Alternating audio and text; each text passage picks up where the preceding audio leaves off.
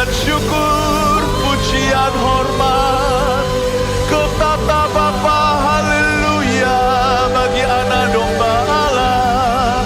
Hosana, hosana di tempat yang maha tinggi, terpujilah namamu Tuhan. Oh, glory, glory, haleluya. Kami mohon kehadiran-Mu dalam hidup kami tidak putus, tidak henti. Dari sejak kami kecil, masa muda hingga tua. Tak pernah Kau tinggalkan orang benar maupun keturunannya minta-minta roti di jalan.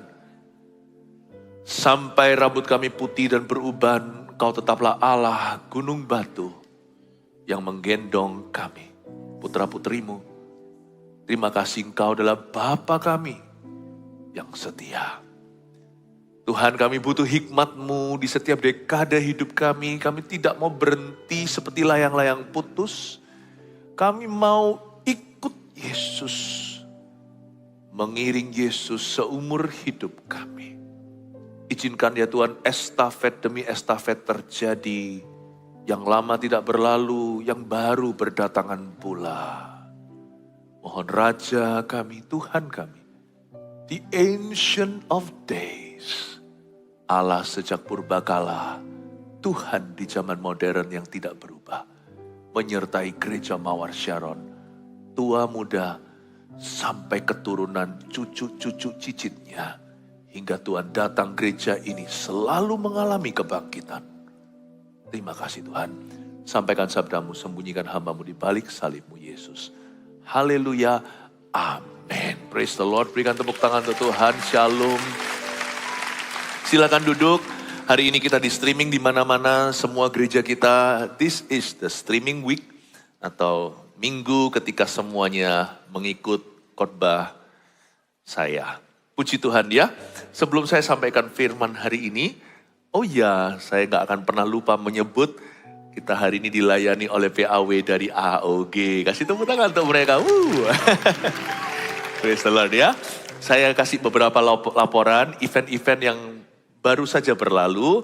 Salah satunya adalah KKR Anak, di mana anak-anak kecil datang memenuhi gedung ini dan semua gedung kita di mana-mana diajari gimana caranya menyembah dengan segenap hati.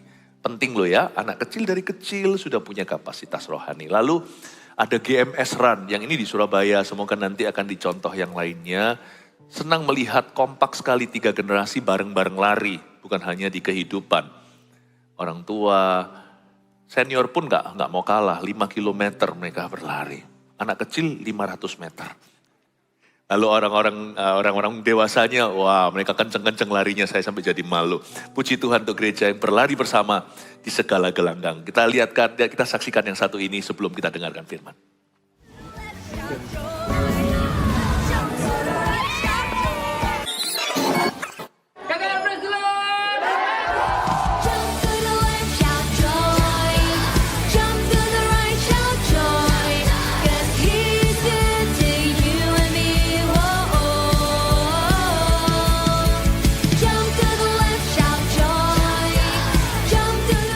Yang hatinya memuji sejak masa mudanya, hatinya itu subur ditanami firman.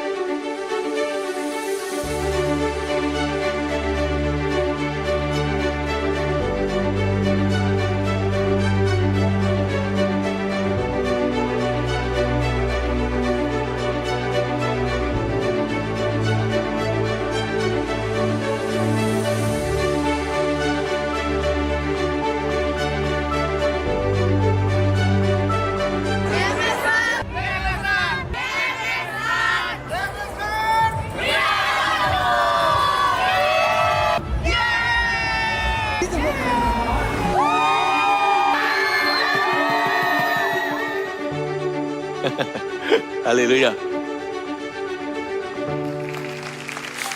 Nanti tahun depan kalau diadain lagi, ikut ya semua. Oke, nggak boleh lari dari masalah. Kita akan belajar firman Tuhan. Saya berikan judul, Tuhan bagi segala usia. Tuhan tidak ada batasan umur. Setiap orang bisa kenal Tuhan, berapapun usianya. Dan apapun kondisi hidup Anda, berapapun umurnya, kita bisa dipakai sama Tuhan hari ini, not tomorrow, bukan besok, today. Hikmat di setiap dekade hidup kita, lalu di setiap ibadah saya akan interview satu anak AOG. Agar kita mendengarkan aspirasi orang-orang muda di gereja kita. Karena ada firman berkata begini, barang siapa bertelinga, hendaklah ia mendengar apa yang Roh hendak katakan kepada jemaat. Roh Kudus gak hanya pakai kita, tapi hari ini kita memahami setiap generasi, dan saya nanti akan minta orang muda bicara dari hatinya ke kita. Ya, tapi sebelumnya kita baca dulu Kisah Para Rasul pasal yang kedua, ayat 17. Tuhan bagi segala usia, hikmat di setiap dekade hidup kita. Saya akan share sama Anda, dimulai dengan 3 poin sederhana, apa yang saya dapatkan dalam doa bagi jemaat kita. Akan terjadi pada hari-hari terakhir, demikianlah firman Allah, bahwa aku akan mencurahkan rohku ke atas semua manusia. Maka anak-anakmu laki-laki dan perempuan akan bernubuat. Dan teruna-terunamu akan mendapat penglihatan-penglihatan. Dan orang-orangmu yang tua akan mendapat mimpi. Saya ulang sekali lagi, Kisah Para Rasul 2 ayat 17 bunyinya. Akan terjadi pada hari-hari terakhir. Demikianlah firman Allah. Bahwa aku akan mencurahkan rohku ke atas semua manusia. Maka pertama-tama anak-anakmu laki-laki dan perempuan akan bernubuat, yaitu anak-anak. 2, teruna-terunamu akan mendapat penglihatan-penglihatan, alias orang muda. 3, dan orang-orangmu yang tua akan mendapat mimpi. Kapan hari-hari terakhir? Sejak Yesus naik ke sorga sudah disebut akhir zaman. Roh Kudus bekerja dengan giat di dalam diri manusia, meskipun banyak orang masih menentang dia. Tapi barang siapa yang terbuka bagi Roh Allah, Roh Kudus akan ciptakan sesuatu di dalam diri orang itu berapapun usianya. Dan kalau ada satu keluarga yang terbuka bagi Roh Allah, pasti terjadi pemulihan hubungan.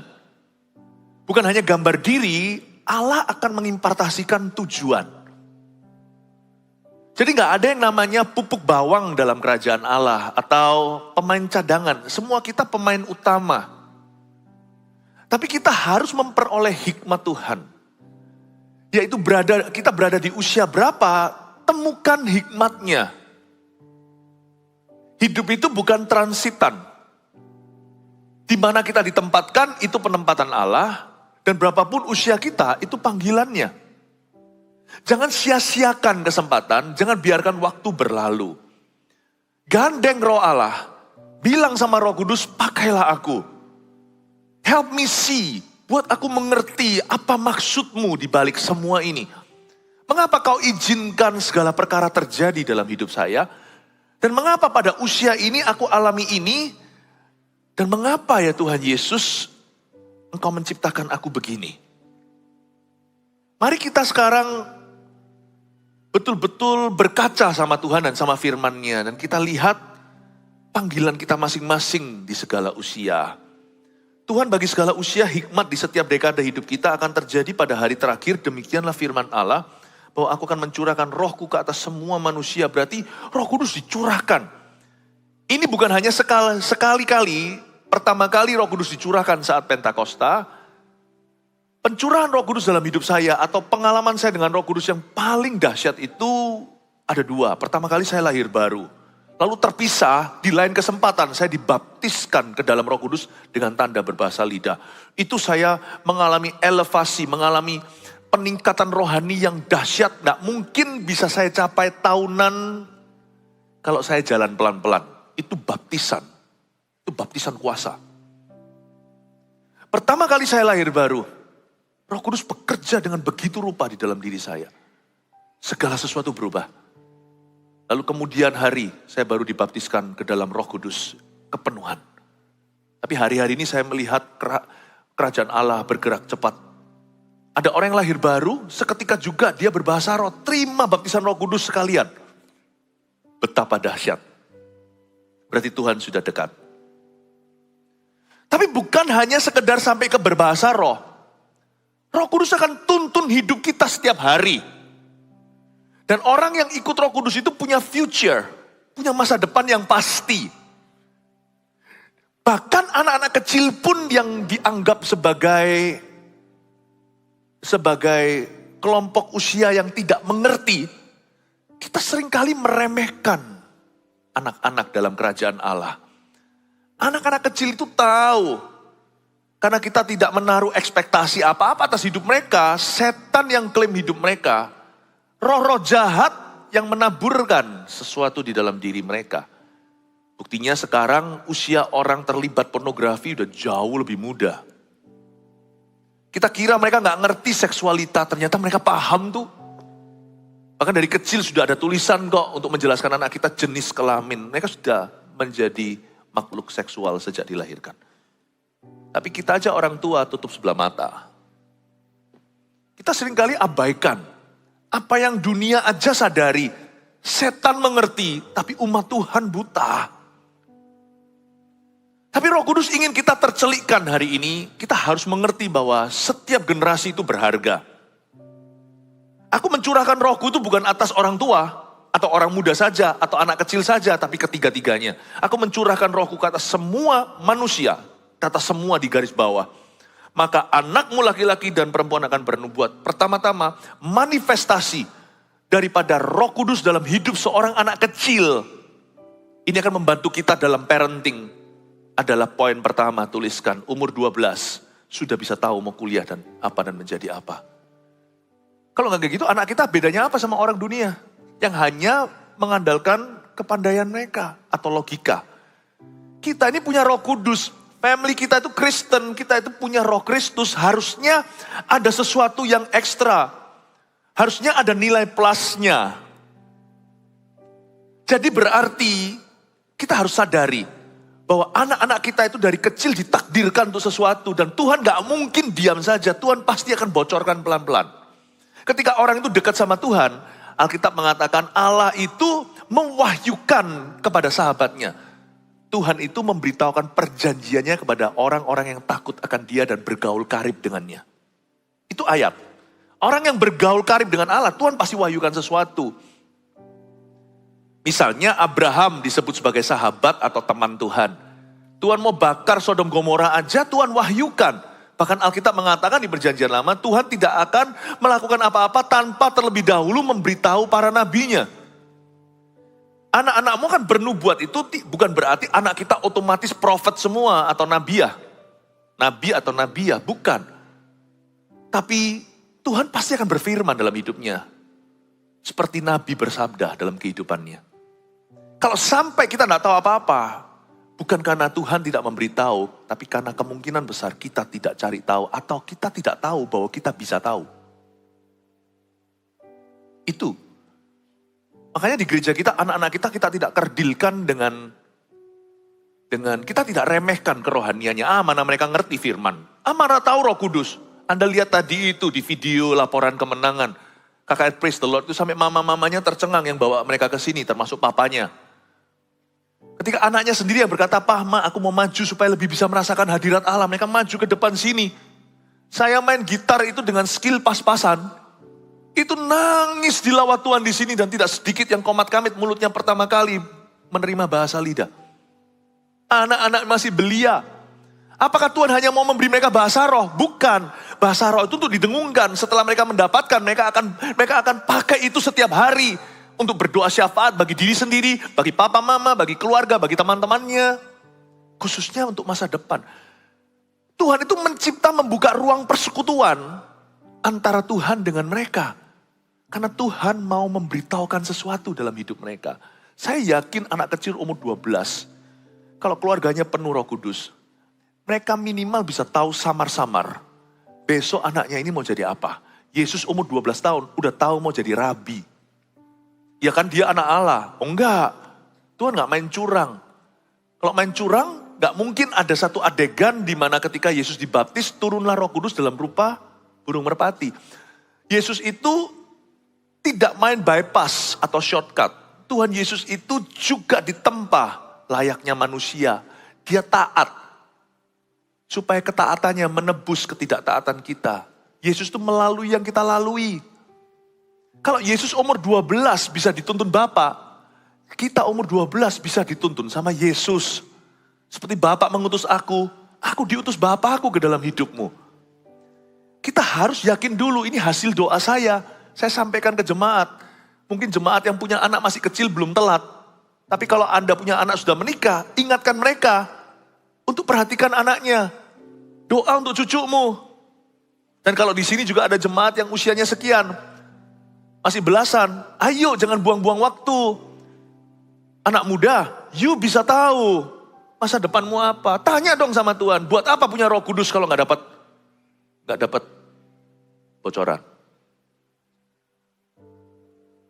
Roh Kudus itu dituliskan di Injil Yohanes, dia akan memberitahukan kepadamu hal-hal yang akan datang. Kita nggak tahu segala sesuatu memang. Tapi orang punya Roh Kudus itu punya kelebihan. Dia punya kepekaan. Dia punya firasat, punya kepekaan. Tuhan akan berbicara kepadanya. Meskipun kita harus belajar berserah sama Tuhan untuk hari esok kita, tapi Tuhan pasti akan mewahyukan sesuatu. Umur 12 sudah bisa tahu mau kuliah apa dan menjadi apa. Itu maksudnya anak-anakmu akan bernubuat. Karena masa depan anak kecil itu masih panjang. Bernubuat itu bicara tentang masa depan. Lalu orang teruna-terunamu akan mendapat penglihatan-penglihatan. Dalam bahasa lainnya begini, and your young men will have visions. Dan orang-orang mudamu akan melihat, akan mempunyai visi. Saya mendapatkan sebuah keyakinan bahwa kalau orang-orang muda kita dilawat Tuhan, umur 30, poin nomor 2, sudah bisa memimpin dengan visi yang matang. Pada waktu umur 30, Bapak Ibu, kita itu sudah, atau anak-anak kita, kalau kita sudah lalu ya, anak-anak kita itu bisa mencapai titik jaya. Hari-hari ini sudah seringkali term ini di gereja kita. Before 30. Itu dari mana sih? Latar belakang ceritanya gimana sih? Itu dimulai ketika saya umur 18 tahun. Waktu saya umur 18 tahun itu saya baru bertobat. Itu penyesalan besar saya kok tobatnya baru umur 18. Kalau sekarang saya lihat anak-anak kecil di gereja kita itu mereka sudah dilawat Tuhan dari usia berapa? Usia 9. Saya iri sama mereka, tapi ya sudah lupakan yang lalu mengarah pada tujuan. Waktu saya umur 18 tahun, saya tahu bahwa saya ini agak sedikit telat, meskipun belum terlambat. Tidak ada kata tulit dalam kamus orang percaya. Kalau kita sadar bahwa kita ini bukanlah orang-orang yang masuk kerajaan Allah secara awal, maka kita harus ngebut sekarang. Kita tidak boleh nyantai. Makanya waktu saya umur 18 itu saya ngomong sama Yesus begini, saya ngomong sama Tuhan, aku gak mau sia-siakan. 12 tahun ke depan ini, sebelum aku mencapai 30, aku akan siapkan fondasinya. Saya gandeng Roh Kudus. Saya berkata, aku gak berani jalan sendiri. Peganglah tanganku Roh Kudus setiap hari, ku tak berani jalan sendiri tanpa Engkau. Bawalah diriku kepada segala kebenaran, agar ku tidak tersesat mengikuti jalanmu. Waktu saya berdoa begitu, saya gandeng Roh Kudus, saya tiap hari berbahasa roh. Karena saya butuh dia. Saya berkata, Tuhan 12 tahun aku gak mau jalani sia-sia. Aku harap waktu aku umur 30, aku akan go internasional. Waktu aku umur 30, Engkau akan memakaiku dengan kapasitas yang beda. Waktu aku umur 30, aku sudah menjadi pemimpin bagi banyak manusia. Kalau Tuhan izinkan, kalau berkenan, umur 18 tahun loh. Saya itu belum mimpin 1-2 orang, doa makan pun tidak dipercayakan loh, bayangkan. Saya dulu tuh saking begitu tidak dipercaya oleh teman-teman saya, karena dulu saya menentang Tuhan. Waktu saya bertobat banyak yang gak percaya, masa sih? Sehingga waktu saya udah terima Tuhan, udah berapa bulan itu doa makan pun ku tunggu-tunggu gak dapat giliran. Nah, gimana saya bisa praktek iman? Tapi saya beranikan diri berkata, 12 tahun ini aku agak telat sih. Aku akan jalan sungguh-sungguh dengan Engkau. Aku gak berani jalan sendiri. Aku gandeng tanganmu Roh Kudus. Please gandeng aku. Saya suka ayat yang bunyinya begini. Dia memegang aku dengan tangan kananmu. Tuhan, dengan tangan kanannya yang membawa kemenangan. Gandeng saya ya Tuhan. Aku gak mau pacaran bolak-balik. Kalau boleh. Waktu itu umur 18 tahun saya belum ada pandangan. Saya baru bertobat ya kan. Tapi saya ngomong sama Tuhan, ini prinsipku, semoga dikabulkan. Aku gak mau pacaran tuh gonta-ganti, putus nyambung. Aku mau pacaran sekali untuk menikah. Belajar dari teman-temanku yang sampai hari ini broken heart semuanya, gak kemana-mana, sia-sia, buang waktu, buang duit, pacaran selama itu ujungnya nihil. Saya bilang, aku mau pacaran sekali untuk menikah.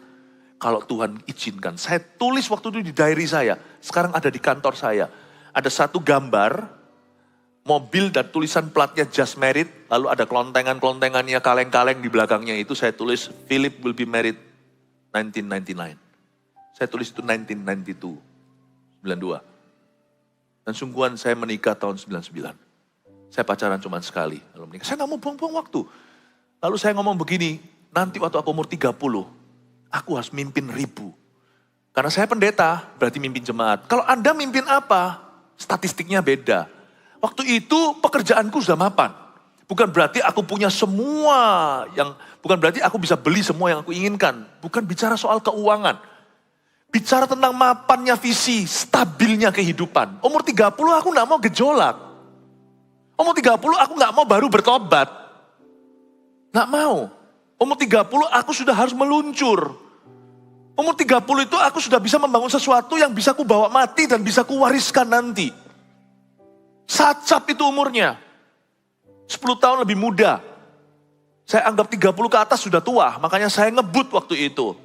Saya baru tahu, untung saya nggak tahu waktu itu, bahwa di dalam kamus orang Yahudi, untuk bisa jadi rabi minimal, jadi pemimpin rohani itu 40.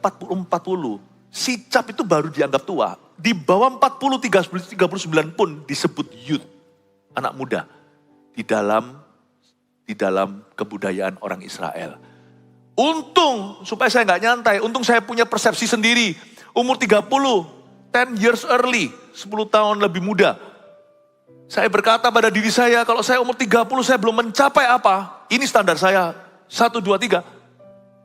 Saya berarti sia-siakan kehidupan saya. Saya nggak mau pacaran sembarangan. Karena itu bisa buang waktu, energi. Saya mau kawin. Saya ngomong jelas umur 19. Umur 18 saya bilang. Saya mau menikah suatu hari. Saya tidak cari girlfriend. Saya cari istri. Karena itu saya tidak akan ngawur. Waktu itu saya ancang-ancang. Sampai kalau saya gagal Tuhan jangan lebih dari talak 3. Kalau sampai saya gagal ya Tuhan. Sekali ternyata gak cocok. 2 kali saya dikhianati. 3 kali. Pokoknya gak lebih dari 3 kali mesti jadi. Gak ada 3. Ikut Tuhan itu cuma perlu 1 kali aja. Daud ambil 5 batu licin dari dalam sungai untuk bunuh Goliat. Ikut Tuhan gak perlu 5 batu. The first one will do. Langsung tumbang. Ikut Tuhan itu gak perlu coba-coba. Kalau kita itu berprinsip jadi orang, jalannya itu mantap. Gak perlu yang namanya trial error, gak usah. Dalam bisnis juga gak usah. Ini adalah prinsip rohani yang bisa diterapkan di dalam segala sektor dan bidang faktor hidupmu. Ikut Tuhan itu jangan buang waktu. Umur 30 aku harus mimpin 1000. Umur 30 Tuhan memberikan festival kuasa Allah. Tahun 2004. 2006 Tuhan bawa saya ke Taiwan. Lahirlah Asia for Jesus. Makanya keluar tulisan Before 30 itu bukan tentang my life. Itu bicara tentang satu tolak ukur umur. Di mana kita bisa jadikan target, bukan target duniawi. Tapi target ilahi dalam hidup kita. Makanya di sini, waduh Pastor Philip tahu gini dulu aku dengar waktu umur 17, aku sekarang udah umur 36. Ya udah kejar ketinggalanmu 6 tahun saudaraku. Kejar, jangan dugem lagi. Dugem membuat Anda kembali pulang ke rumah kosong hampa. Kecanduan, lifestyle, gaya hidup yang tidak kemana-mana. Itu putar-putar di padang gurun seperti anjing kejar ekornya. Gak akan ketemu gak? Itu akan membuat Anda frustrasi secara rohani. Dan tidak maju-maju hidup ini. Ayo kita tunggu 30 itu sebagai satu milestone perayaan kita.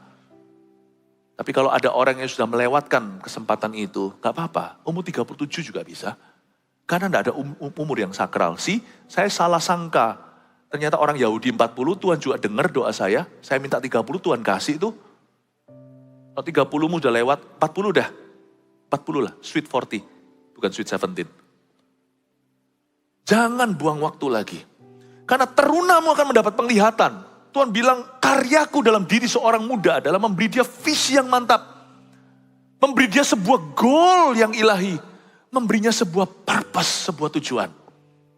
Amin Bapak Ibu. Ya.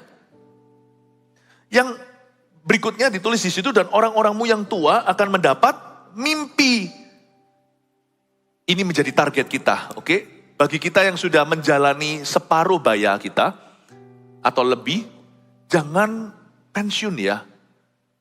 Karena kerohanian tidak bisa dipensiunkan. Ingat ya, kita harus punya target ini nanti. Saya sih belum ke sana, tapi pasti ke situ. Kita semua akan jadi lansia. Kalau kita panjang umur ya, atau orang lanjut usia. Yang ketiga, orang tua mendapat mimpi, saya mendapatkan sebuah aplikasi. Nomor 3 begini, umur lansia harus menjadi aset yang berharga bagi generasi muda. Kita terus bangun kerohanian kita supaya jangan sampai nanti seperti cerita-cerita di dunia, blundernya itu di orang tua. Blundernya, paham Bapak Ibu Saudara ya? Blundernya family, perusahaan, gereja itu nanti di orang tua. Hati-hati, jangan lakukan itu. Usia saya sekarang ini belum tua, tapi sudah tidak muda. Saya ini usia kecepit di tengah. So pasti, berapa puluh tahun ke depan ini, saya pun jadi lansia. Juga sama. Apa goal saya? Kalau kita pebisnis, pengusaha, maka goalnya adalah uang sekian. Bukan, jangan jadikan uang itu goal. Itu adalah goal yang jahat. Uang itu fasilitas. Fasilitas juga hanyalah fasilitas. Jadikan goal hidupmu yang sifatnya lifetime atau seumur hidup itu manusia. Gereja itu bukan gedungnya. Kita itu sekarang bergereja bukan karena kita bergedung. Kita bergereja karena kita itu terhubung satu dengan yang lainnya.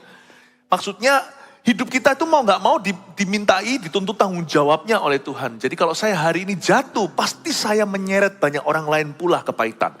Gak bisa enggak. Orang yang tidak suka hidup begitu atau dia gak suka hidupnya bertanggung jawab untuk orang lain. Atau hidupnya itu terhubung dengan orang lain untuk belajar dari orang lain juga. Orang seperti itu biasanya akan meninggalkan gereja. Dia akan punya hidup sendiri seenaknya. Teman-teman pun tidak ada komitmen. Teman-temannya lebih kepada teman-teman sama-sama suka.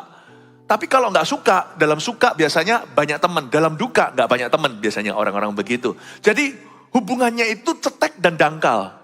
Kalau Tuhan Yesus sudah selamatkan kita, hubungan kita pasti mendalam. Karena Allah kita itu personal. Makanya itu Tuhan tuntun kita ke gereja. Gak ada orang diselamatkan, dituntun Tuhan keluar dari gereja itu gak ada. Orang yang diselamatkan semua akan dituntun into church. First to Christ, then to church. Pertama ke Kristus, lalu kepada gereja. Itu sudah pasti. Jadi kalau sampai ada orang mengaku dia cinta Yesus, tapi dia meninggalkan gereja, lalu dia mulai menyendiri, putus hubungan dengan saudara seiman, kerohaniannya salah. Sekalipun dia tahu seluruh Alkitab, kerohaniannya tetap salah. Makanya kita semuanya itu gak bisa pensiun dalam hubungan. Sampai mati, dikau akan berpengaruh pada seseorang. Anda pasti akan berpengaruh. Jangan jadikan sukses dunia itu goalmu. Karena setelah kita dapat sukses dunia, so what berikutnya? So what? Kita sudah gak punya tujuan lagi. Lalu apakah diperbolehkan kita jatuh dalam dosa atau melakukan perkara-perkara yang menyandung orang lain? Mentang-mentang kita sudah sukses dalam hidup ini, pensiun dini. Gak bisa. Tuhan tuh taruh kita di gereja sampai kita mati, sampai Tuhan memanggil kita. Itu berarti setiap orang seberapa tua pun berfungsi di hadapan Allah. Lansia harus jadi aset. Menjadi aset yang berharga bagi generasi muda. Bukan jadi beban. Kita itu butuh teladan. Orang-orang tua di sini ingatlah, jangan hidup bagi dirimu. Hiduplah bagi penerusmu, orang-orang selanjutnya. Baik itu putra-putri kandungmu, atau anak-anak rohanimu yang akan Tuhan berikan, atau orang-orang di sekeliling Anda. Kita belajar untuk jadi teladan, tidak menjadi beban. Kita butuh orang-orang lanjut usia yang menjadi aset yang berharga bagi gereja. Kalau saya baca di kitab Injil, ada dua figur yang jarang dibicarakan. Simeon dan Hana. Ini bukan Hana mamanya Samuel di Perjanjian Lama. Ini Hana yang selalu berada di dalam gereja di bait Allah itu. Waktu Yesus baby dibawa ke situ, Hana senang sekali. Ini loh yang aku doa-doakan. Simeon juga ada satu orang nabi yang sudah tua. Gak pernah melakukan mujizat, tetapi dia itu menjadi tua-tua Israel. Tidak pernah dilantik, tapi semua orang bisa merasakan wibawanya. Semua orang tahu hidupnya. Orang ini jadi berkat buat muda-mudi, bukan hanya yang ada di rumahnya. Jadilah berkat seperti itu lansia, gereja ini membutuhkanmu. Menjadi orang-orang yang lanjut usia, yang takut akan Allah. Yang bisa menjadi panutan muda-mudi yang ada di gereja ini. Simeon itu bertemu dengan Tuhan Yesus waktu masih bayi. Tuhan, dia berkata, sekarang aku siap mati. Luar biasa loh, cerita tentang Simeon Hana ini ada di kitab Injil. Untuk menceritakan bahwa Tuhan tidak pernah meninggalkan Israel tanpa figur orang tua. Orang tua jadilah figur orang tua bagi gereja Tuhan. Bukan hanya bagi anak-anak Anda. Sekalipun anaknya sudah berhasil jadi CEO atau apa, Anda pensiun, bukan berarti kita bisa semena-mena, kita bisa melakukan apapun juga seenaknya. No, Tuhan masih punya satu tanggungan dalam dirimu. Tuhan mempercayakan gereja ke tangan tua-tua. Meskipun mungkin Anda tidak memegang posisi apapun di gereja. Mungkin tidak memegang pelayanan gimana, karena yang pelayanan di garis depan itu selalu muda-mudi. Selalu muda-mudi. Tetapi Tuhan taruh figur-figur Simeon dan Hana di setiap gereja yang dicintainya. Kalau kita mau melihat gereja itu ada Tuhan gak? Lihat. Di gereja itu ada orang tua yang takut akan Allah gak? Di gereja itu ada orang-orang muda yang bergerak maju gak? Dan di gereja itu ada anak-anak kecil yang punya tujuan atau enggak? Saya bersyukur hari ini di gereja kita ada banyak tua-tua yang seperti ini. Saya gak bisa tunjukkan satu persatu. Gereja ini diwarnai kegerakannya sama orang-orang tua yang takut akan Allah. Orang-orang muda kita itu bergerak maju. Anak-anak kecil kita suatu hari dulu pada waktu saya khotbah apa ya KKR Praise the Lord di sini dengan Kak Pau Pau. Setelah selesai itu saya tanya sama anak-anak kecil yang merubungi saya untuk ambil foto. Lalu saya tanya, ada yang manggil saya Pastor Philip, ada yang panggil saya Ko. Kalau saya dipanggil Ko sama anak yang masih kecil gitu, ya seneng sih rasanya. Tapi kok ya gak tahu diri ya saya kalau dipanggil Ko ya. Saya tanya sama mereka lah langsung, kamu mau jadi apa? Aku mau jadi dokter. Ya kalau gitu sekolah yang bagus loh ya IPA-nya, sainsnya. Kamu mau jadi apa? Kecil-kecil tuh lucu-lucu. Karena saya ajarkan waktu itu dalam khotbah saya. Anak kecil kalau ditanya mau jadi apa, sebut mau jadi apa yang hatimu katakan. Meskipun nanti bisa beda. Jangan jadi anak kecil yang sama dengan orang-orang dunia. Mau jadi apa? Nggak tahu. Nggak tahu. Harus tahu. Meskipun nanti Tuhan yang tuntun, manusia mikirkan jalannya, Tuhan tuntun langkahnya. Tapi kita itu punya Roh Kudus. Anak-anak kita itu punya Roh Kudus. Kalau ditanya mau jadi apa? Bilang aja mau jadi apa. Mau jadi apa? Dengan iman ya kan? Nanti kalau Tuhan bisa atur rutenya lagi, ganti rutenya itu terserah Tuhan. Tapi kita harus punya iman. Saya bilang sama anak-anak. Yang saya terapkan ke anak saya terapkan ke anak Anda di gereja ini. Lalu setelah itu kan saya pancing, setelah mereka ambil foto saya tanya, kamu mau jadi apa? Mau jadi dokter? Mau jadi apa? Mau jadi apa? Lalu ada satu saya bilang, mau jadi apa? Nggak tahu. Saya bilang, loh tadi kan sudah diberitahu nggak boleh nggak tahu. Oh, terus dia ganti, dia ralat. Mau mendirikan gereja. Wow. Luar biasa. Karena saya ajarkan ke anak-anak waktu itu, kalian mau jadi apapun juga, kalian semua akan menjadi pembangun gereja. Ada yang bangun dari arsitekturnya, ada dari bisnis yang mendukung dana, ada juga dari pendeta yang turun langsung sendiri memberi hidupnya, ada juga dari volunteer, dan kalian semua harus menjadi pendiri gereja. Dan mereka semua berkata, aku mau. Jadi saya lihat begitu senang sekali, lihat gereja kita ada Roh Kudus enggak? Anak-anak kita bisa jawab enggak, lu mau jadi apa? Orang-orang muda kita itu cuman lempar-lemparan apple pie seperti di dunia barat, atau mereka datang sini untuk menyembah dan berkata, pakailah saya. Kalau selama masih ada orang-orang muda gitu, gereja kita aman. Karena di Korea sudah tidak ada anak-anak muda demikian. Dan kalau ada orang-orang tua, yang sekalipun diam aja cuman senyum. Tapi mereka itu setia, tunjukkan lewat tindakan mereka. Mereka itu orang-orang yang, ada orang-orang tua yang takut akan Allah, gereja kita aman. Bapak ibu saudara, Tuhan bagi segala usia, di setiap usia Tuhan mau pakai kita. Hikmat di setiap dekade hidup kita itu harus kita perhatikan. Buka bersama dengan saya di 1 Yohanes, pasal yang kedua, ayat 12-14. Saya sekarang jelaskan ya. Perkembangannya. Aku menulis kepada kamu, hai anak-anak, sebab dosamu telah diampuni oleh karena namanya. Aku menulis kepada kamu, hai bapak-bapak, karena kamu telah mengenal Dia yang ada dari mulanya. Aku menulis kepada kamu, hai orang-orang muda, karena kamu telah mengalahkan yang jahat. Aku menulis kepada kamu, hai anak-anak, karena kamu mengenal Bapa. Aku menulis kepada kamu, hai bapak-bapak, karena kamu mengenal Dia yang ada daripada mulanya. Aku menulis kepada kamu, hai orang-orang muda, karena kamu kuat dan firman Allah diam di dalam kamu, dan kamu telah mengalahkan yang jahat. Waktu kita baca sekelibat, sekilas saja, kayaknya repetisi. Coba saya jelaskan satu persatu. 3 poin tadi itu masuk di sini. Aku menulis kepada kamu, hai anak-anak. Memang ini Yohanes dalam suratnya sedang berbicara tentang usia rohani. Kita semua itu spiritual babes. Kita memulai perjalanan rohani kita sebagai bayi rohani. Tetapi ini juga bisa diterapkan secara usia umur harafiah. Aku menulis kepada kamu, hai anak-anak. Anak kecil juga, anak-anak elementary atau sekolah dasar. Sebab dosamu telah diampuni oleh karena namanya. Anak-anak waktu masih kecil itu, secepat mungkin beritakan Injil. Berita tentang pengampunan dosa itu paling mempan di jendela usia 14. Umur 4 tahun meskipun belum bisa dibaptis, belum bisa terima Yesus secara terpisah dari ortu, tapi mulai pelan-pelan diberitahu. Anak itu dari kecil sudah punya daya pengenalan. Sungguhan, misalkan anak kita masih baby nih, tapi yang bukan orok baru lahir, dipegangkan sama orang yang gak kenal, dia masih biasa-biasa sampai lihat mukanya, langsung dia nangis ya kan. Usia gitu udah bisa bedain siapa yang punya dirinya.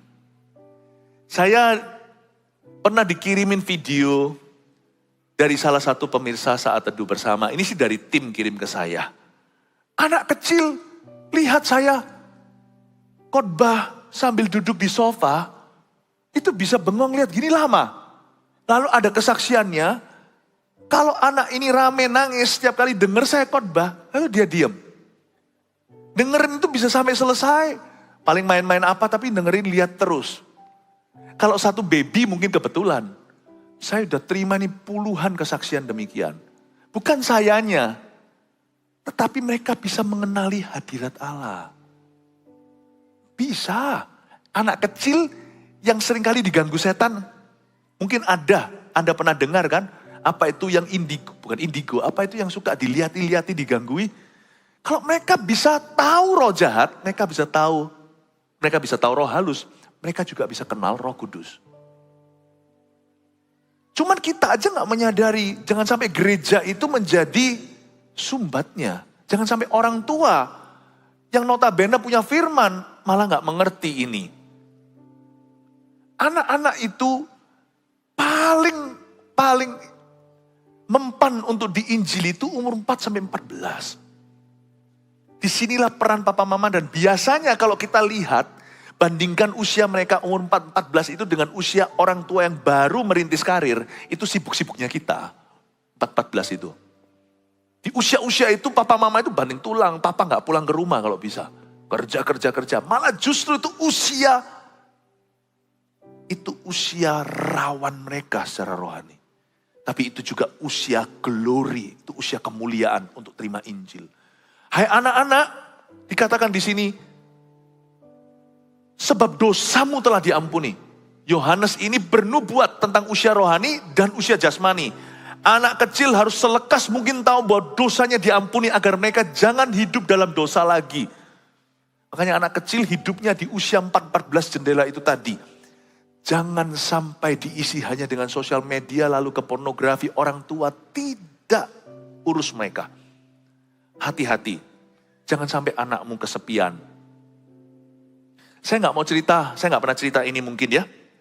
Tapi coba izinkan saya cerita sedikit saja.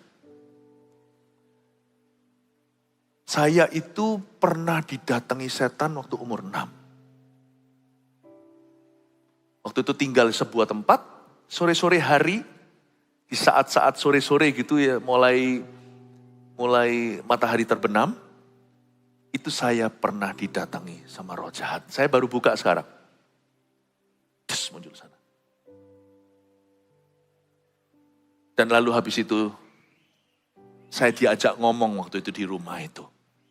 Intinya adalah, saya ditanyai, kamu mau nikmati dosa apa? Saya ditanyai begitu. Tidak semua orang anak bisa cerita. Saya pun ceritanya setelah saya umur 48. Ya. Umur 6 yaitu 42 tahun lalu saya alami itu.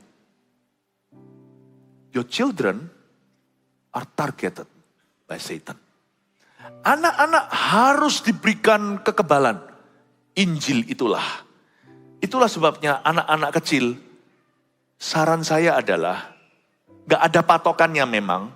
Tetapi kalau kita lihat dari contoh-contoh di dalam Alkitab, lebih baik kita merujuk ke Yesus. Umur 12 sudah bisa berdialog dengan ahli Taurat. Jadikan sebuah patokan halus, umur 12 bisa dibaptis gitu. Jangan tunda sampai dia umur 20, 22. Baptis itu as early as possible. Itu pun gak bisa terlalu early loh ya. Di bawah umur 12 kita harus lihat case per case. Ya, anak saya salah satunya dibaptis umur 9 karena dia ngalami Tuhan dan dia minta dan saya tolak-tolak. Dia sungguhan minta, akhirnya saya baptis. Enggak semua, tapi biasanya saya patokkan di 12. Ya bisa 11, 12, 13 bisa kurang lebih. Tapi orang tua punya target gitu loh. Di usia ini, misalkan kalau Anda punya target untuk anak Anda belajar bahasa Inggris. Belajar bahasa Inggris waktu umur 28, kaku semua ini logat sudah. Ya. Tapi kalau sekali dia bicara bahasa lain di usia muda, saya sekolah Taiwan umur 6. Saya punya bahasa Chinese gak bagus, supaya Anda tahu. Karena saya gak pernah pakai, bahasa itu kan harus digunakan. Tetapi saya punya pronunciation itu menurut orang Taiwan loh ya. Kalau saya ngaku-ngaku sendiri ya, lain cerita. Mereka bilang, kamu punya pronunciation, dia bilang, punya ejaan. Itu kamu punya tonasi dan ejaannya. Itu lebih bagus daripada orang-orang Indo yang kuliah di sini. Ya iyalah saya main curang umur 6. Saya sudah belajar, saya ngomong bahasa Chinese, sampai umur 7 saya lupa bahasa Indonesia. Saya pulang ke Indo itu nggak bisa ngomong bahasa Indo. Saya ngomongnya itu ejaannya hampir seperti orang Taiwan, kata orang Taiwan. Ya, nggak hao ce. Bukan hao chi, chi. Ini susah orang Indo. Saya bisa melungker nih lidah karena umur 6 sudah terlatih. Lalu vocabulary-nya semua kosakata lupa, tinggal pelan-pelan saya pick up. Bedanya dibaptis umur 12 dengan 28 apa? Tuhan lebih melekat. Kita itu kalau memperkenalkan anak kita pada jalan Tuhan lebih early, lebih awal. Masih tua nanti mereka akan melekat dengan itu. Kalau kita sama bahasa aja punya visi yang dini, cepat kita kasih mereka kemampuan. Piano, mau belajar piano umur 30. Sama anak umur 5 belajar piano mulainya. Bedalah. Ini tangan udah kaku semua kalau umur 30. Tapi dari kecil kalau mereka sudah latih. Nanti kalau tidur pun ngelindurnya main piano. Tapi kenapa kerohanian kita izinkan mereka telat? Ikut aja papa mama datang ibadah, kamu lain-lain kali aja. Gak pernah taruh di AUG beneran. Gak pernah taruh di voltage sungguhan. Sedangkan gereja kita tidak punya visi sekolah minggu, tapi gereja anak. Kita biarkan. Itu sama dengan orang tua yang tidak punya visi apa-apa untuk anaknya. Gak apa-apa, lu gak usah belajar piano, nanti aja umur 48. Kamu belajar Inggris, belajar Chinese, atau belajar bahasa. Apapun nanti aja kamu umur 25. Ya kalah lah ya. Karena urapan itu lebih early, lebih better, lebih baik. Karena dia lebih matang nanti. Itulah sebabnya saya menyesal kenapa saya tidak ikut Tuhan lebih awal. Disitulah anak-anak. Aku menulis kepada kamu, hai bapak-bapak, karena kamu telah mengenal dia yang ada dari mulanya. Bapak-bapak di ayat 13 di sana bicara tentang orang-orang tua, lansia tadi yang menjadi aset. Kamu mengenal dia, kata mengenal di situ artinya kamu itu punya pengalaman yang bisa dibagikan. Pengalaman dan wibawamu tidak tergantikan. Lalu, hai orang-orang muda, karena kamu telah mengalahkan yang jahat. Orang-orang muda di sini disebut terakhir, aneh ya. Kalau Yohanes kenapa kok nyebut orang muda terakhir ya? Harusnya kan usianya hierarki. Anak, orang muda, orang tua. Atau kalau mau dibalik lah ya. Dibalik dulu, orang tuanya dulu disebut baru sampai ke anak kecil. Dari yang tua sampai ke muda, atau dari yang termuda sampai ke tua. Kok tanggung ya? Anak mudanya disebut last, terakhir. Why? Hai orang muda karena kamu telah mengalahkan yang jahat. Nanti di ayat 14 diulang lagi. Terakhirnya sebagai penutupan orang muda yang disebut anak-anak dulu, lalu bapak. Anak-anak, bapak, lalu orang muda. Saya beritahulah dengan ini, saya akan tutup pesan saya. Usia paling produktif, ujung tombak, itu usia remaja dan muda-mudi dewasa muda. Anak kecil itu look up sama mereka sebagai kakak-kakaknya. Kalau sampai kita kehilangan youth, seperti gereja Korea, anak kecilnya pun akan mati nanti. Lihat ya, anak-anak muda di Korea, itu silih berganti. Yang kecil akan menjadi remaja nanti. Semuanya generasi terhilang. Karena pintu youth-nya ini tidak dijaga. Dan orang-orang tuanya mau bangun bisnis sebesar apapun, gereja segede apapun, hancur di generasi tengah. Generasi tengah ini justru adalah pucuk pimpinannya. Makanya disebut yang terakhir, anak dulu bapak, baru anak muda, anak bapak, anak muda. Karena generasi anak-anak muda, remaja di rumah Anda Bapak Ibu, pemuda, muda-mudi, mahasiswa di rumahmu itulah generasi, tulis ini, penentu. Penentu. Makanya gereja Mawar Sharon sungguh-sungguh serius garap usia ini. Mereka namanya Army of God. Kita doakan mereka sungguh-sungguh. Apa yang saya sampaikan hari ini adalah impartasi visi gereja kita ke depan. Bukan berarti satu generasi lebih penting dari yang lainnya. Tapi usia paling produktif untuk kita bisa memimpin, itu yaitu usia remaja sampai 30 itu. Kita nggak boleh hilang gap waktu tersebut.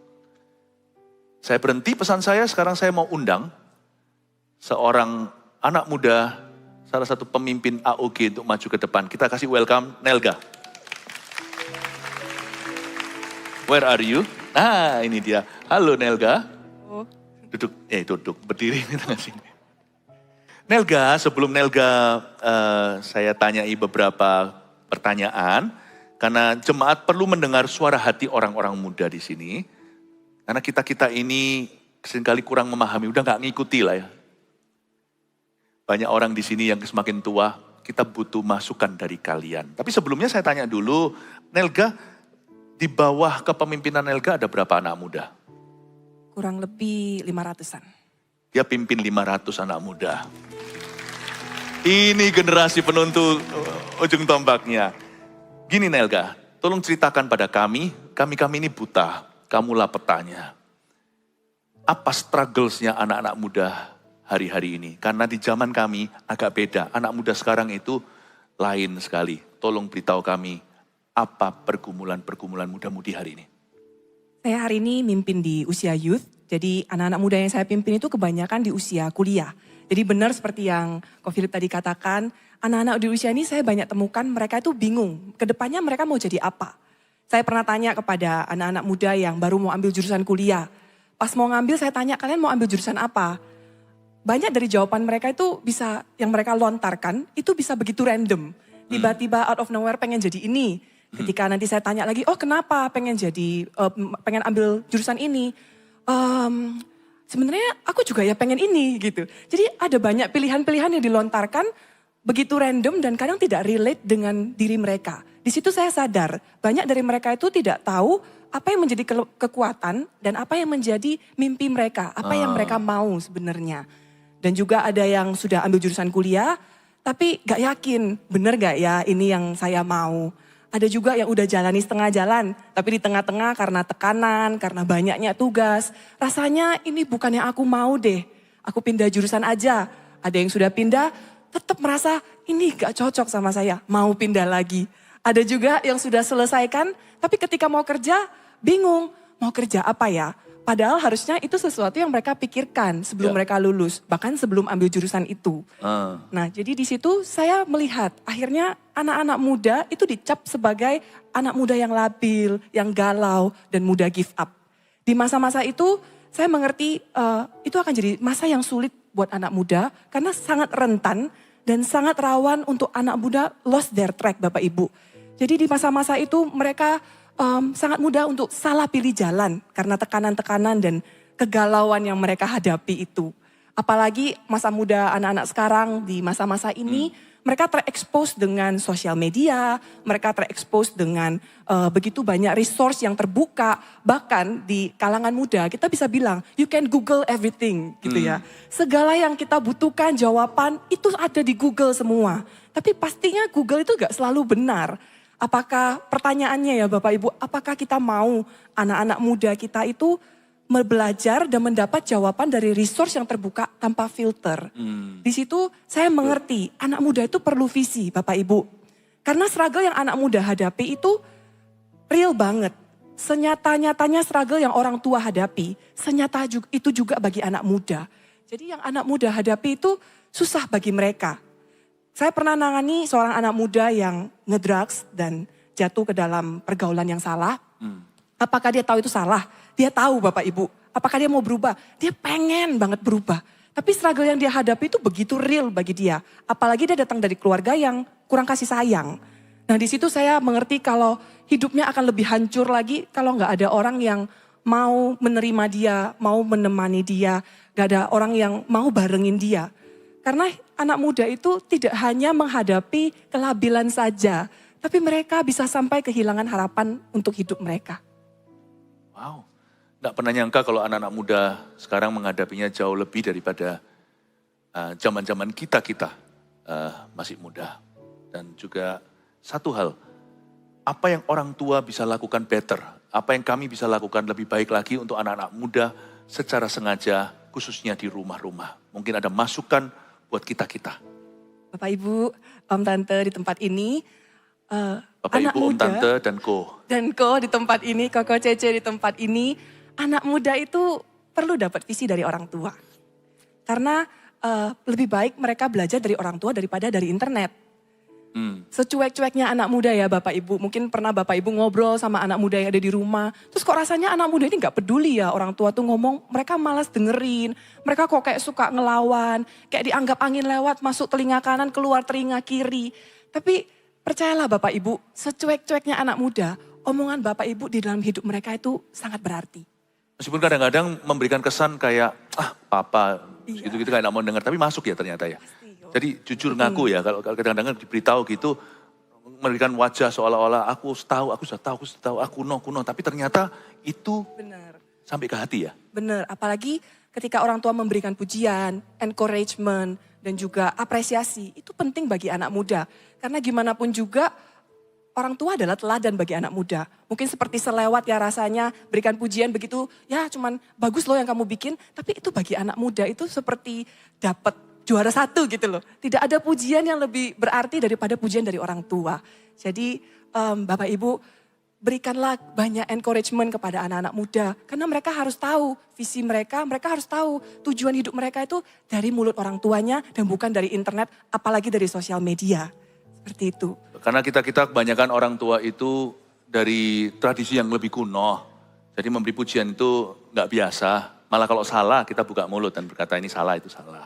Tapi ternyata pujian itu dinanti-nantikan. Menurut Nelga, begitu yang dilihat dari anak-anak muda dan Nelga sendiri juga alami tentunya ya. Jadi pujian itu berharga. Jadi tinggal sekarang benteng-bentengan, kuat-kuatan. Yang nunggu pujian tidak dapat-dapat atau yang harusnya memuji tapi enggan. Jadi tapi kalau sampai diberikan pujian gitu itu dampaknya, pengaruhnya besar sekali buat gambar dirinya mereka ya. Karena anak muda itu ketika kami memimpin anak muda di Army of God, kami bisa melihat anak-anak muda itu dibangkitkan. Dan situ saya percaya kalau Bapak Ibu turun langsung menyentuh hidup mereka, pasti dampaknya jauh lebih besar dibandingkan kami. Karena Bapak Ibu tuh penting bagi mereka. Di dalam hidup mereka orang tua itu gimana pun ada kenakalan masa muda, tapi orang tua itu selalu ada di hati dan omongan mereka lebih didengarkan sebenarnya. Apa yang sebelum pemimpin rohani ngomong, mereka terlebih dahulu ingat perkataan orang tua. That's good. Ya, dan penting juga Bapak Ibu untuk anak muda itu bergabung dengan komunitas yang seumuran. Karena di situ mereka akan menemukan teman-teman yang bisa barengin mereka, punya struggle yang sama, bisa relate dan saling support untuk kita nggak menyerah di masa muda kita. Dan di gereja Mount Sharon itu namanya Army of God. That's good, yes. Ajak sekalian dong untuk ikut conference dengan anak muda. AOG conference-nya kapan? Iya Bapak Ibu, tadi pas di awal ketika ada greeter di depan ya, saya sudah mendengar Bapak Ibu antusias sekali. Karena minggu depan, tepatnya tanggal 10-11 Maret, kami akan mengadakan Army of God Conference. Ya, saya percaya Bapak Ibu pasti sudah gak sabar dan sudah daftarkan anak-anaknya untuk ikut conference. Tapi kalau ya Bapak Ibu ada anak tetangga, anak keponakannya, saudaranya, sepupunya mereka ada yang belum ikut, ayo daftarkan. Dan kalau ada Bapak Ibu yang hari ini baru pertama kali mendengar tentang conference ini, kami juga mengajak, ayo kami pengen ajak anak-anak muda Anda bergabung bersama dengan kami. Karena kami percaya minggu depan pasti Tuhan akan mencurahkan visi dan tujuan hidup. Dan setiap anak muda yang pulang dari conference itu, pasti mereka jadi anak muda yang berbeda. Amin, amin. Apa visi AOG untuk orang-orang muda hari ini? Visi kami ingin membangkitkan anak-anak muda yang punya visi dari masa muda. Karena visi Tuhanlah, karena kami percaya Bapak Ibu, visi Tuhanlah yang membuat hidup kita berarti. Ya, seperti hari ini di gereja kita ada visi di tahun 2030, kita pengen membangun 300 gereja lokal. Kami anak muda juga gak mau ketinggalan. Karena kami percaya hati Tuhan buat gereja kita adalah untuk setiap generasi. Visi itu bukan hanya untuk orang tua, tapi untuk orang muda juga. Bahkan untuk anak-anak sampai kepada senior semua punya bagian. Dan Army of God, kami pengen ambil bagian building churches in our youth. Dan kami percaya di masa muda kami ya, kami percaya di masa muda kami ketika kami mengerjakan visi Tuhan, cita-cita dan mimpi kami pun Tuhan tidak akan tinggalkan. Justru kami akan jadi anak muda yang semakin excellent. Puji Tuhan ya. Yang terakhir, lihat ke kamera itu karena ini sekarang lagi streaming kemana-mana, gereja kita lagi nonton ini semuanya ya. Apa ada sepatah dua kata sebagai wejangan untuk gereja Tuhan? Bagaimana untuk gereja Tuhan mengasihi orang-orang muda dan apa yang kita bisa lakukan? Say something. Hari ini saya bersyukur, saya sudah 8 tahun ada di gereja ini dan di Army of God. Dan 8 tahun ini sungguh-sungguh mengubah hidup saya. Saya dari anak muda yang juga galau, jadi anak muda yang juga gak ngerti ke depannya saya mau jadi apa, saya punya pengharapan apa di dalam hidup saya. Tapi ketika saya dimuridkan, ketika saya mengenal Tuhan di gereja ini dan di Army of God, saya bisa melihat visi di dalam hidup saya bisa melihat hidup saya dengan kacamatanya Tuhan. Ya, saya bisa melihat bahwa hidup saya itu punya tujuan dan Tuhan itu punya maksud.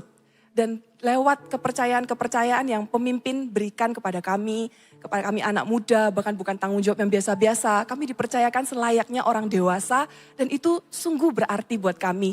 Jadi buat Bapak Ibu, kami bersyukur ada di gereja ini, kami bersyukur kami ada Bapak Ibu di tempat ini yang hari ini mempercayakan kami anak muda karena itu sungguh berarti bagi masa muda kami.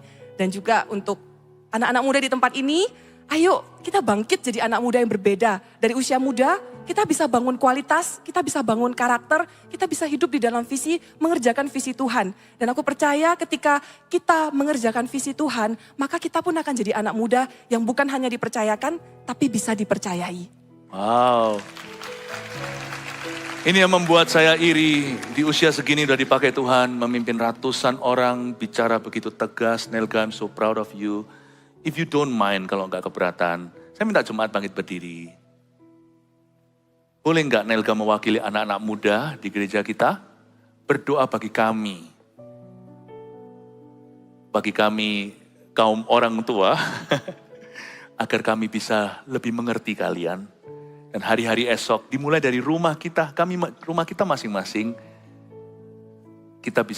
kami bisa menjadi berkat buat orang-orang muda di rumah maupun di gereja. Can you say a prayer over us? Gak apa-apa ya, kita minta anak muda doakan kita. Mungkin di sini yang papa mama terutama atau bahkan lebih tua, agar mereka mohon sama Tuhan bimbing kita jadi orang tua yang lebih mengerti anak-anak muda kita, menjadi pemimpin rohani yang lebih mengerti, lebih memahami muda-mudi dan menjadi berkat secara sengaja untuk hidup mereka. Pray for us please. Bapa, kami mengucap syukur. Kami mengucap syukur untuk setiap orang-orang tua yang ada di tempat ini, kakak-kakak lebih senior dari kami. Kami mengucap syukur Tuhan adanya mereka di dalam gereja ini, Makasih, memberikan kepada anak-anak muda kesempatan dan kepercayaan. Hari ini kami juga berdoa, biarlah Tuhan curahkan berkat di atas hidup mereka. Thank you, Jesus. Sempurnakan Tuhan hari ini apa yang kurang. Karena kami tahu tidak ada yang sempurna Tuhan selain daripada Engkau. Kami berdoa buat setiap orang tua di tempat ini. Tuhan mampukan mereka, Tuhan berikan kepada mereka kemampuan dan kekuatan untuk hari ini menjadi orang tua yang membawakan berkat kepada anak-anak muda. Hari ini kami berdoa Tuhan, setiap orang-orang tua di tempat ini Tuhan, mereka sungguh akan menjadi orang tua yang dikatakan adalah aset bagi anak-anak muda. Mereka sungguh akan menjadi orang tua yang hari ini merupakan harta bagi anak muda yang berharga, yang meninggalkan warisan-warisan yang bukan hanya tentang materi, tapi warisan-warisan yang kami bawa di dalam hidup kami, dari kami masa kecil sampai kami menjadi anak muda, sampai pemuda, sampai kami suatu hari menjadi orang dewasa. Kami akan berkata, kami dapatkan visi ini dari orang tua kami mendapatkan teladan ini dari orang tua kami, dan kami berdoa Bapa, biarlah Tuhan berkati mereka, biarlah sungguh kami mengasihi setiap orang tua di tempat ini Bapa. Terima kasih. Haleluya. Thank you Nelga. Berikan tepuk tangan untuk Nelga. God bless you. Hari ini saya secara khusus untuk altar call sebentar saya berikan. Saya minta pemimpin-pemimpin dari AOG untuk datang lagi, padahal mereka kemarin sudah ibadah 2 kali. Dan kaulah muda-mudi yang sebentar lagi saya minta maju semuanya, yang before 30, yang di bawah 30. Kalau tidak cukup tempat di depan, nanti di aisle-nya diisi, gak apa-apa. Saya minta para pemimpin-pemimpin dari AOG datang untuk impartasi, supaya tertular sesuatu dalam hadirat Allah. Mereka masih muda, sudah pelayanan, sudah mimpin ratusan ribuan orang. Padahal usianya unda-undi sama yang mereka pimpin. Saya harapkan supaya tertular ke muda-mudi yang ada di kebaktian umum juga, untuk punya spirit yang sama. Teruna-terunamu akan mendapat penglihatan. Kaulah before 30. Jikalau Anda berusia belasan remaja, dan sebelum umur 30 tahun, anak kecil juga ikut maju gak apa-apa. Pokoknya yang before 30, majulah ke depan sini. Saya mau berdoa, gereja mau berdoa bagi Anda, supaya Anda dipakai oleh Tuhan di masa muda Anda. Come forward, mari kita berikan tepuk tangan semangat untuk orang-orang muda yang maju. Saya tahu banyak. Haleluya, haleluya. Memilihku sebelum ku ada. Jemarimu yang menenunku serupa gambaranmu.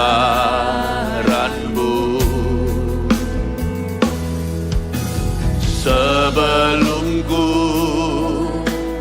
mengenalmu, ku buang hidupku. Namun Engkau tak pernah lelah mencari diriku.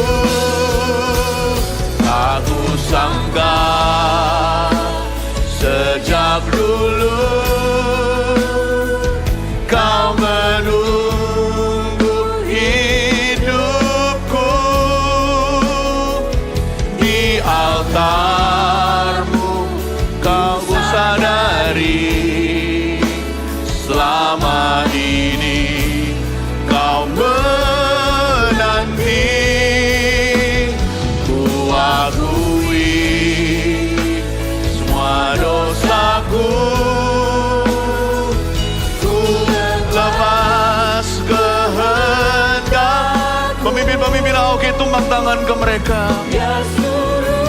Nafasku memuliakanmu. Lihat, banyak anak panah, banyak ujung tombak di gereja kita. Tak kusangka sejak dulu kau menunggu hidupku di altarmu. Ku sadari selama ini kau menanti. Ku akui semua dosaku, ku lepas kehendakku, biar seluruh nafasku memuliakanmu. Yesus Tuhan, Kau Rajaku. Aku sangka. Papa Mama, kita doakan anak-anak kita ya. Kita doakan mereka menjadi generasi yang diluncurkan. Mereka akan memimpin di usia 30 nanti dengan visi yang sudah matang. Mari gereja kita mendukung. Ini bukan anakmu, anakku. Ini anak kita. Ini generasi anak panah. Mereka dititipkan di gereja kita untuk jadi sesuatu. Kita doakan mereka. Oh, haleluya. Ku lepas kehendakku, biar seluruh nafasku memuliakanmu. Come on, young people, arise and shine in this church. Tak kusangka sejak dulu kau menunggu hidupku di altarmu. Ku sadari selama ini kau menanti. Ku akui semua dosaku, ku lepas kehendakku, biar seluruh nafasku memuliakanmu. Yesus Tuhan, Kau Rajaku. Biar seluruh nafasku memuliakanmu.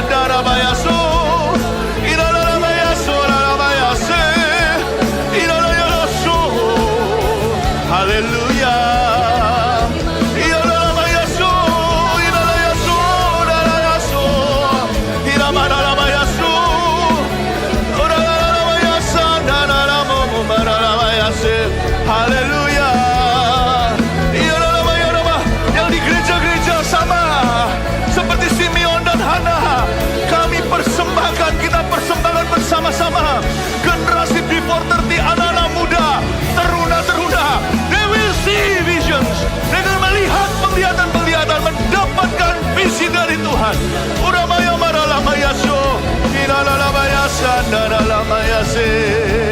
Oh, tak ku sangka sejak dulu kau menunggu hidupku. Today di altarmu ku sadari selama ini kau menanti. Ku akui semua dosaku, ku lepas kehendakku, biar seluruh nafasku memuliakanmu. Yesus Tuhan, kau Raja. Biar seluruh nafasku Tuhan, biar seluruh nafasku memuliakanmu. Yesus Tuhan, kau Raja. Biar seluruh nafasku Tuhan Yesus, biar seluruh nafasku memuliakanmu. Yesus Tuhan, kau Raja. Beri tepuk tangan untuk Tuhan Yesus. Orang-orang muda yang ada di depan, lihat saya sebentar. We love you so much. Papa, mama, semua, we rely on you. We depend on you. It takes a young man's vision to fulfill any old man's dream. Bukankah teruna akan mendapat penglihatan, orang tua mendapat mimpi? Mimpi orang tua hanya bisa dikenapi jikalau muda-mudinya bervisi. Dibutuhkan visi seorang anak muda untuk menggenapi misi, untuk menggenapi mimpi orang tua. Adik-adikmu bergantung padamu. Kalian tuh keren di depan adik-adikmu yang dibawanya. Kak Pau-Pau itu, Eagle Kids namanya. Mereka semua berkata, wow keren tuh. You must set a standard loh ya. You must set a standard. The church, gereja ini di tanganmu. Kalian pacarannya gimana segalanya? Itu anak-anak adik-adikmu itu yang di Eagle Kids itu suatu hari akan ngikut-ngikut kamu. Dulu zamannya kita, zamannya Ko Philip ini. Saya pacaran cuma sekali. Itu anak-anak muda sampai hari ini masih terngiang-ngiang. Pacaran sekali untuk menikah. Itu semua dari pacaran saya, dari masa muda saya. Tapi sekarang saya kalah relevan sama kalian. Karena rambut saya sudah ada uban. Kalian pegang ini estafetnya. Kaki Dian di kalian. Adik-adikmu butuh kamu. Makanya kalian disebut terakhir oleh Yohanes dalam suratnya. Anak kecil ada bagiannya. Orang tua, bapak-bapak, baru anak muda. Diulang 2 kali repetisi. Kalian tuh VIP. Apa mama semuanya mungkin gak pernah, mungkin kami jarang memujimu. Lebih banyak marahi. Tapi sebenarnya we're very proud of you. And we're praying for you. Kalian yang harus jadikan apa yang kami mimpikan. Tolong yang benar sungguh-sungguh. By the way, AUG Conference tadi kalau belum ikut cepet di sana akan ada impartasi. Nggak mungkin kan, ini saya sudah korbankan satu ibadah untuk kalian. Tapi semua papa mama di sini baik-baik hati. Gereja ini penuh dengan tua-tua. Tua-tua yang nggak tua, hatinya itu muda. Tua-tua yang seperti Simeon Hana. Saya rasa bapak ibu semuanya setuju yang kita lakukan hari ini untuk mereka. Yang setuju berikan tepuk tangan. Mama papa, di gereja ini anak-anakmu di tangan yang baik. The children are in good hands. Puji Tuhan. Haleluya. Mari kita ulurkan tangan kita kepada mereka. Bapak ibu yang di belakang bersama dengan saya. Berkati kaum teruna. Mereka mendapat penglihatan hari ini atas hidupnya. Momen ini sakral bukan pengajarannya. Momen ini sakral karena momen ini. Hambamu tidak bisa menjelaskan. There's just something. Ada sesuatu di service ini. Aku tahu ada Yesus di sini. There is Jesus here at our midst. I can feel it. I can feel him. Makasih Tuhan. Kudus-kuduslah Tuhan. Allah semesta alam. Bumi penuh kemuliaannya. Pegang muda-mudi ini. Kami serahkan mereka kepadamu, jadikan mereka pahlawan-pahlawan iman berikutnya, persis di belakang kami dan menyalib kami. Kami berikan kepada mereka ya Tuhan sebuah kepercayaan dari Tuhan. Berkati yang di sini maupun yang di gereja kita di mana-mana. Dengan kasih karunia dalam Yesus Kristus. Haleluya. Amin. Love you. Kasih tepuk tangan semangat untuk mereka. Kalian bisa kembali ke tempat duduk.